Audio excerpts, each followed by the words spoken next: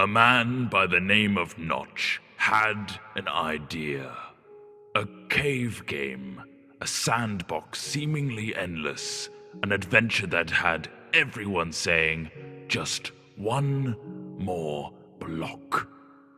This man, that game, those blocks have brought all of you here to celebrate what has become Minecraft.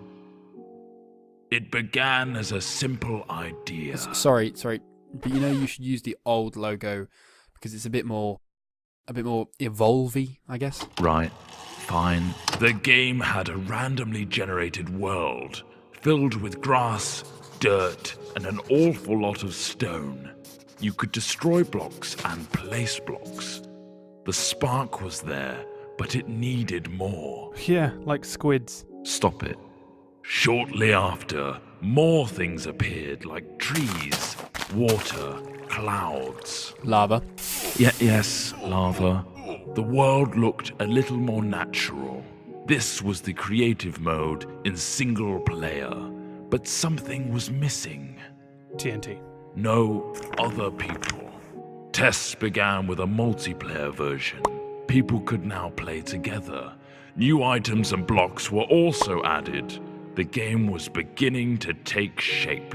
Wow, really skimming over the details there. Do you want me to go over all the patch notes? No. The wiki page won't load anyway. Moving on, the game now had multiplayer and creative single player.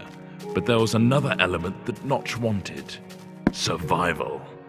Work began on making the game more challenging.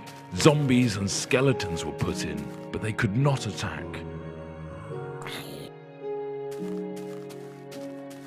Sheep and pigs were added too.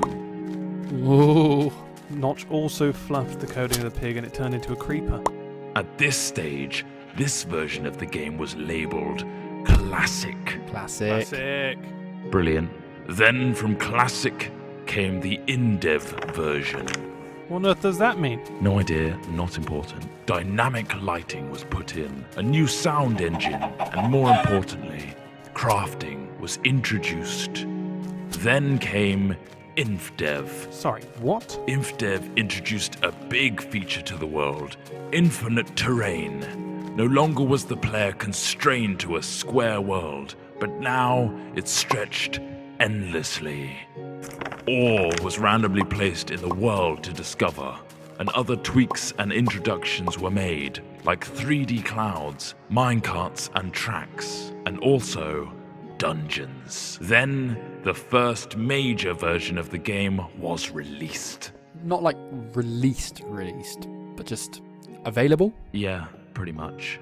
Fridays became Secret Fridays, where random things were added. The first being Redstone, which allowed complex circuitry to be created. What, like that thing? No, that's ridiculous. Snow worlds were added, so were boats and cows, along with a whole host of new items. Oh, and slimes. Oh, those bloody hopping things. Then, in Alpha, the survival mode was brought to multiplayer for the first time. This allowed for players to battle monsters and survive the night together. Or just go around gathering creepers and then have them explode on your mate's house? The next big patch came on Halloween of 2010 and introduced the Nether. This threatening place was full of zombie pigmen and the eerie cries of the ghast, not to mention a considerable amount of lava. The game hit beta. Ta-da! Lots of new things were added in beta, like dispensers, note blocks, cake, redstone repeaters, and beds. The lighting also got a smooth upgrade. Wolves were now on the prowl, and you could tame one as a pet with a stash of bones. Weather was introduced, including snow, lightning storms, and rain. Oh, look how cute that wolf is shaking off the rain. Aw. We finally found ourselves in 1.6 with the introduction of maps. A new way to navigate the endless blocks of Minecraftia. things got pushy in 1.7 with pistons, leading to some clever contraptions. 1.8 gave vastly improved combat mechanics, allowing the player to sprint, draw back their bow, and land critical hits on their enemies.